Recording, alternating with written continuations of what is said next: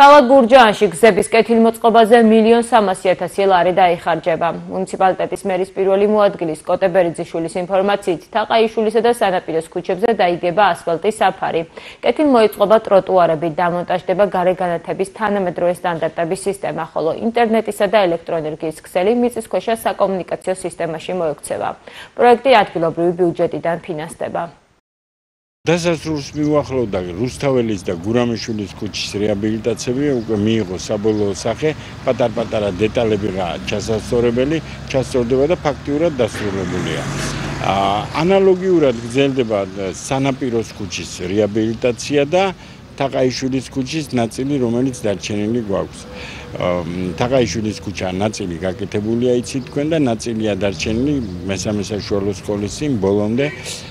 აი ეს ორი ქუჩა გაკეთდება ერთად სანაპირო და თაყაიშვილი. ანალოგიური პროექტით, ანალოგიურად ჩავა ყველა კომუნიკაცია ჩადის მიწისქვეშ და ზუსტად ისე როგორც რუსთაველი და გურამიშვილი ანალოგიურად გაკეთდება სანაპიროს ქუჩა. და თაყაიშვილიც არის მიბმული მან.